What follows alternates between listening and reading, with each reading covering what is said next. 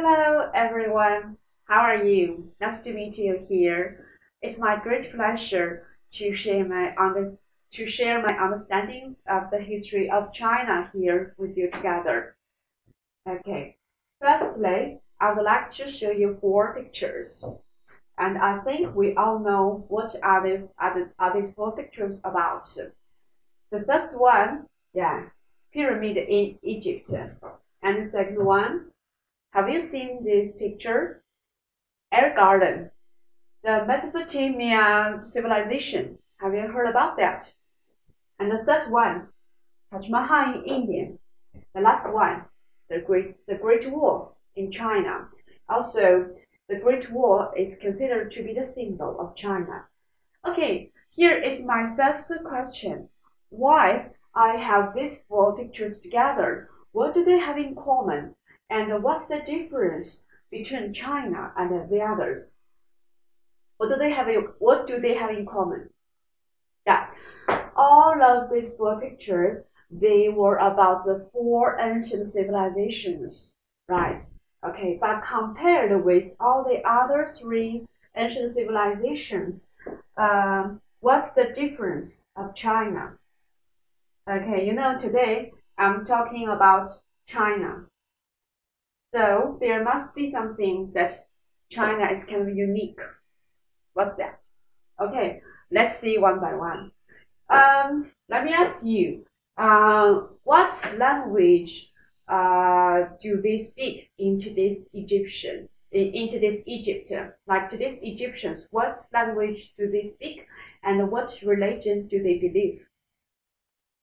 Arabic, right? They are Arabics. So actually, the pyramid was not built by today's Egyptians. So today's Egyptians, they were not the direct descendants of the ancient Egyptians, but today's Egyptians, they are the descendants of the Arabic. Okay, and this picture, this was even not a real picture. Um, uh, Sorry, this is so smart. Technology, still hard to handle it. Okay, wait. I think I should be a little further. Yeah, okay. So, like the air garden, it was the imagination of the historians and the archaeologists. But they do believe the existence of this ancient civilization. It was located in today's Middle East, probably in Iraq. And Taj Mahal, let's see. Let's observe Taj Mahal again. What do you think? What do you think the architecture style is? Is it kind of a pure Indian style? No. Actually, this is more like a mosque, right? So actually, the builder of Taj Mahal, like the king at that time, he was a Muslim. At that time, the top class in India, they were Muslims. And later on, we all know that India has been colonized by British for more than 100 years. So English used to be official language in India. And then China. So, from long time ago, thousands of years ago, today's Chinese, we are the direct descendants of the ancient Chinese. So here my point is, compared with all the other ancient civilizations, the ancient Chinese civilization um, has has been able to survive from long time ago until today, has never been seriously interrupted. And how and why we could survive until today. This is something I would like to talk about to you. Okay, today I'm going to introduce six dynasties to you. In China, we use the word dynasty, not kingdom, and we use the word emperor, not king. Okay, they are Qin Dynasty, Han Dynasty, Tang Dynasty, Yuan Dynasty, Ming Dynasty, and the Qing Dynasty. And you know, Beijing is today's capital of China. And Xi'an, in our history, the city Xi'an has been our ancient capital for more than 1,000 years. And today, it is a provincial city located in Shanxi province in China. Okay.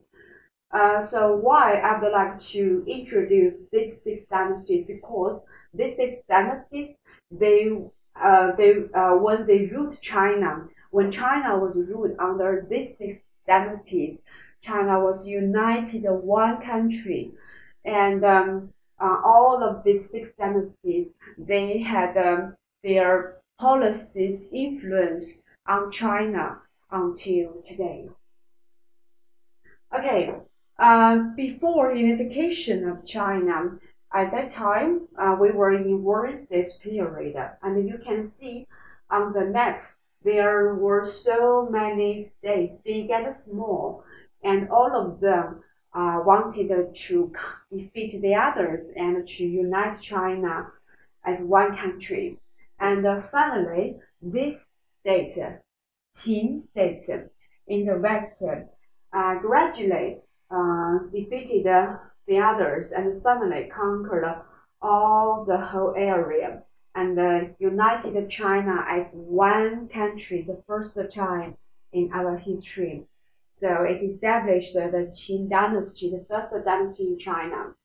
And so let's see the significance of the first unification of China. Okay, so after unification, this was the territory of Qin dynasty, our first dynasty.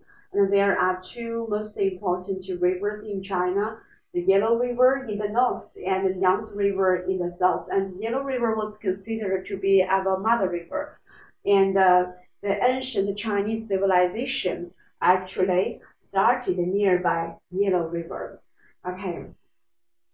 And then after the establishment of Qin dynasty, the emperor, he dreamed that his power would be continuous forever for his son, his grandson, and for numerous generations.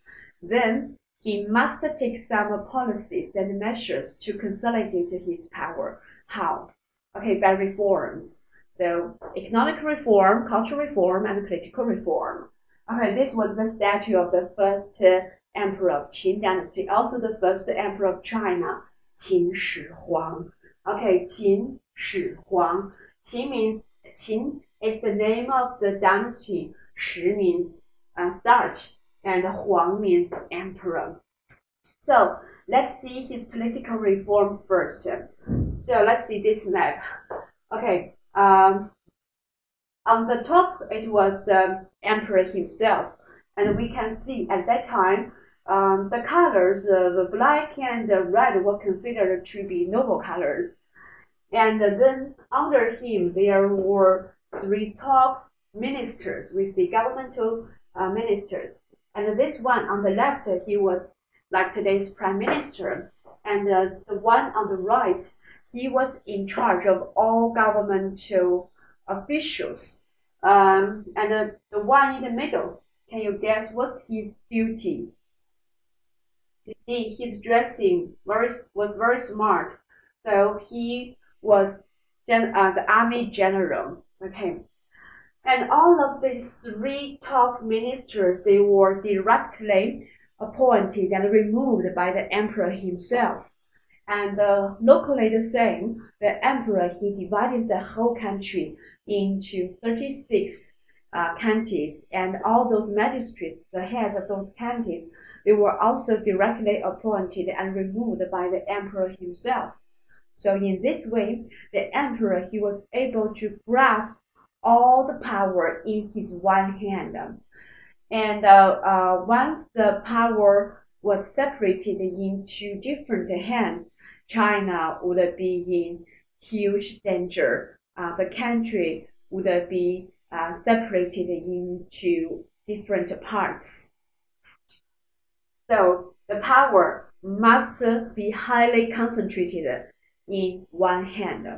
That was the major characteristics of China's political system.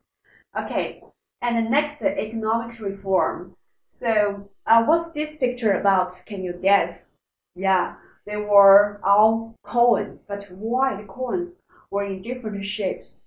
So before the unifications, all those states, you remember those states, they have their own regulations, rules about monetary money thing. And for example, the small one was used in Chu state, and this big one was used in Qi state and in Han state, Bian state, Wei state. Okay, imagine I'm from Qi state, you were from Chu state, and we wanted to do business with each other, but we use different coins, and so you carry something very light, very convenient. I have to carry something so heavy. Of course, it was not fair. It was not convenient for me to trade with you. The economic development was seriously blocked due to the different monetary system. But now the country was united by one person, by the emperor, and so he ordered to unify all the coins in the country. And this one, the round coins with a square hole in the middle, was officially recognized to be the national coins. And this kind of coins have been used in China for more than 1,000 years. And now, wherever you are from the country, people can communicate, can do business with each other freely. So the economic development was the speed of the economic development was much faster, rapid than before. Okay, that was the economic reform, and then let's see the cultural reform. By mentioning cultural reform, we have to talk about Chinese characters. Okay, Chinese characters was not only a writing system for us, but there was also significance behind its culture. Okay, so let's see. The original Chinese characters actually they were inscribed on stones or turtle shells, and it's called 甲骨文. In English, we say oracles. I don't know whether you understand the word oracle, but anyway, it means the word inscribed on the shells of animals.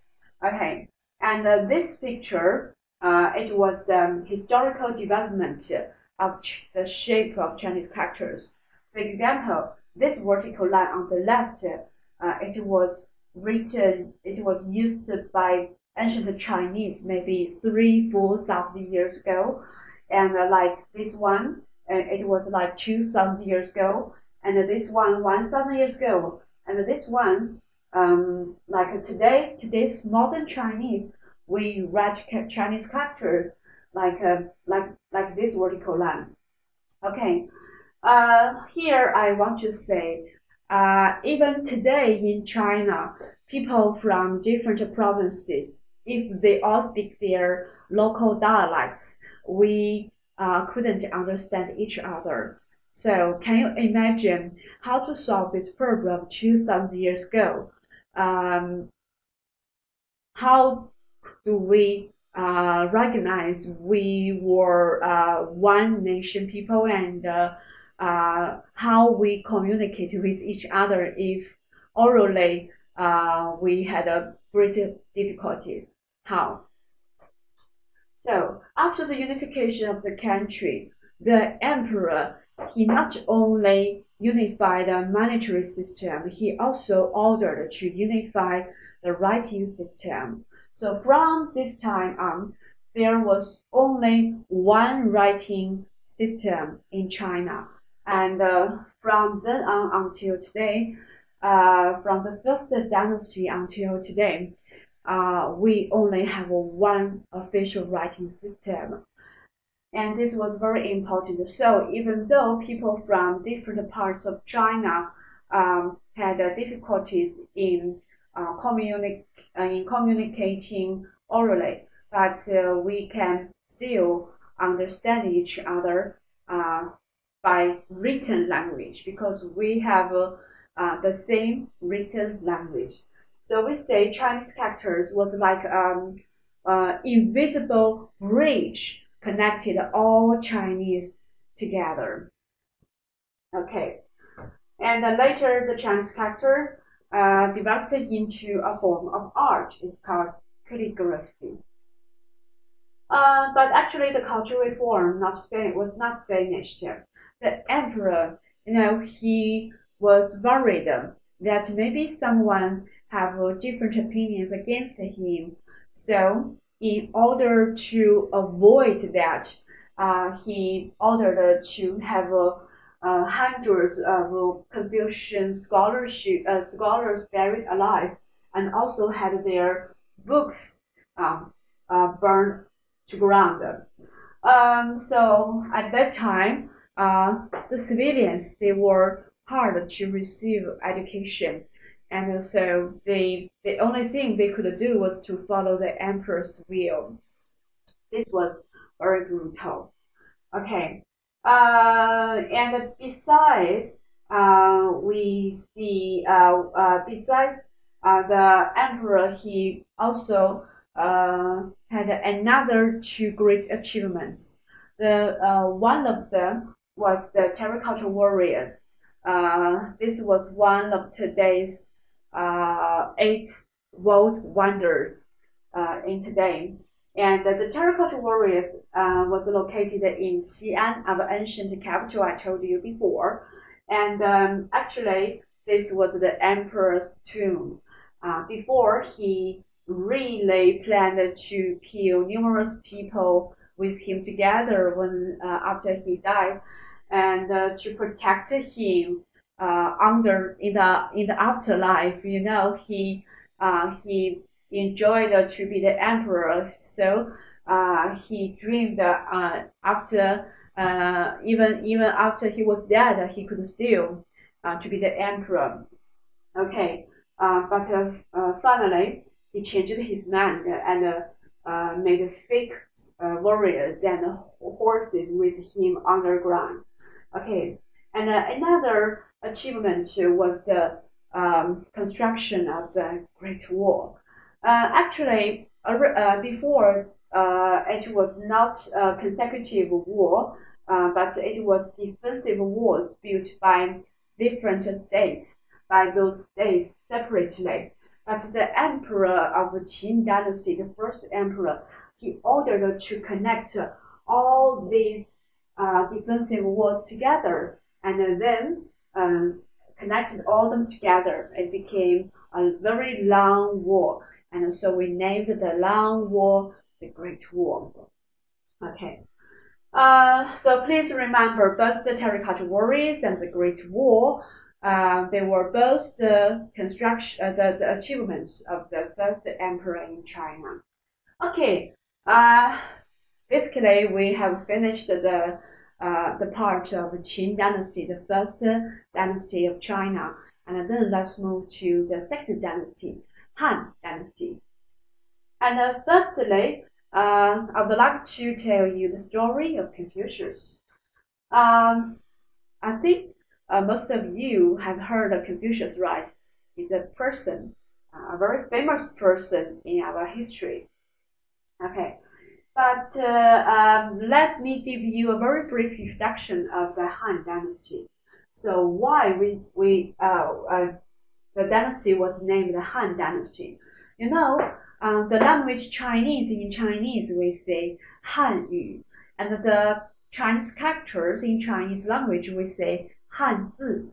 And the majority people in China, we are Han people. China, we have 56 ethnic groups, and the majority is Han people. Okay, we say we are Han people, Hanzu, Han Okay, and why Han? The syllable Han or the character Han was kind of a symbol of Chinese people.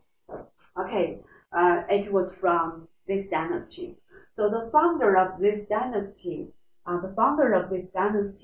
he developed his power, his army along a river, and that river at that time was called River Han. So after the establishment of his own dynasty, he used the name of the river to name his dynasty, Han Dynasty. Okay. And now let's talk about Confucius. But pay attention. Confucius, he himself was not the person who lived in Han Dynasty, but his time was a long, long time ago, even before the Qin Dynasty. Why? I would like to talk about him here, but not before. Okay, later I will tell you. Confucius, he was born in a noble family, but when he was young, he lost his parents and became an orphan. But he worked very hard, and at first he was determined to become a successful politician, and he failed because his ideas and his political theories were not accepted by the dominators at that time. So finally, he gave up and he turned to education. And he was the person who established the first private school in China. And his private school received students from all kinds of backgrounds, whether they were from a rich family or from a poor family. They were able to study in his private school. Okay, so he broke the monopoly of government on education. And in this way, he was said to have taught more than 3,000 disciples during his life. And finally, 72 of his disciples became influential people. This was important. Okay, and then he died. So actually, when Confucius he was alive, he never wrote a book. But after he died, when he was alive, he was not a very famous person. But after he died, his disciples collected his words and deeds in an auto class and into a book. This book was called, in Chinese we say 论语. 论语. In English, we say the Analects of Confucius. The Analects of Confucius. I'm not sure whether you have heard this or not. It doesn't matter. Okay, and this book finally was accepted by the emperor in Han Dynasty. In this dynasty we are talking about, and so at that time, people who wanted to pass the national examination to serve in the government, they must, it is a must that they must learn this book and memorize all the content of this book, and then pass to take the exam. Okay. In this book, three doctrines were highly advocated by Confucius himself: benevolence, to be a superior mind, and racial propriety. And due to the limitation of our course, I only want to show you one example of racial propriety. So even today, in China, we are still strictly following Confucius, some of his ideas. Okay, let's see this one. English version. Okay, so in Confucius' mind, he believed that order was very important, and also the relationships between people.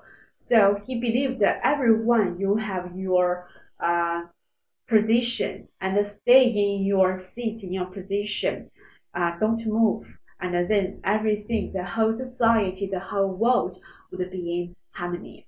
Let's see. Even today in China, when we have a big family reunion, and we would sit around a round table. But it's not everyone you can choose your seat freely. but according to your age. Okay, let's see to your age and to your roles. Okay, so let's see if we invite some guests and then husband here and wife here, and the most important guest, of course, sit with the husband, and then the less important guest sit with the wife. And usually, like if there are seniors, like the old people, like grandpa, grandma, and then they sit down first, and then the next generation, like their sons, their daughters, and then the youngs, like the kids, they sit in the last, and we must wait when the seniors they start to pick up the food, and then the other people can start to eat. This is called social order. Okay. Uh, anyway, Confucius he was considered to be a great thinker and educator in China. That's why in many universities of China they have the statues of Confucius. Okay. In Beijing and also in other regions of China, they also have Confucius Temple. And the Confucius ideas finally was accepted in Han Dynasty and became dominated ideology in China until today. That's why I introduced Confucius in here in Han Dynasty. Okay, but he was not the person who lived in Han Dynasty. Please remember that. And so Confucius' ideas not only developed in China, but also spread to our neighboring countries and regions, and like Vietnam, Japan, and Korea, and also as some other like overseas areas, like where there are Chinese immigrants. Okay. Here, just give you a very brief introduction of Dong Zhongshu. Do you know Dong Zhongshu? I think if Confucius he was still alive today, he really should say thank you to Dong Zhongshu. Dong Zhongshu is the person who really lived in the Han Dynasty, and it was Dong Zhongshu who proposed Confucius' ideas to the emperor in Han Dynasty. Okay, next let's talk about the Silk Road. I believe most of you have heard the Silk Road, but how the Silk Road started? What's the story behind it? When China was in Han Dynasty, we were not that powerful. Instead, we faced a lot of threats, especially from our neighboring countries, like the Xiongnu from Hun people. We say Hun people from the north of China. And in order to defeat our enemies, to protect ourselves, the emperor he got an idea. He thought that we could unite the other minorities or the other Western countries together to attack Xiongnu, our enemies. So in 138 BC, the emperor he dispatched Zhang Qian, this general. His name was Zhang Qian to the west. It was the first time that China, the Chinese government, officially dispatched a diplomat to the West. So we say China began the diplomatic relationships with the Western world.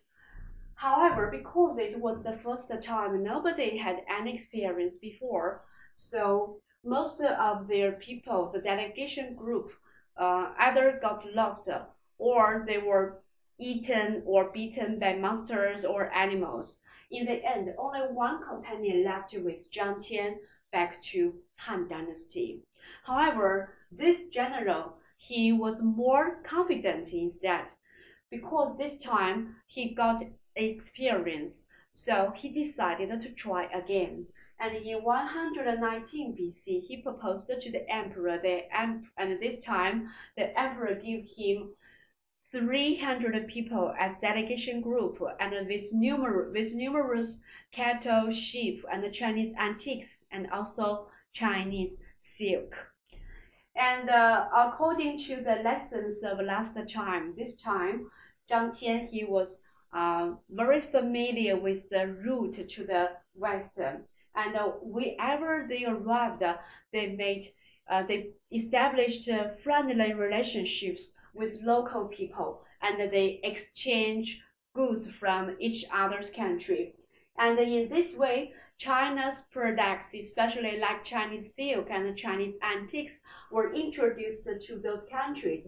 And also, Zhang Qian and his people brought or with imported the foreign products to China. And so we say the real significance of the Silk Road was that China opened our door to the whole world. Okay, that's the story of the Silk Road.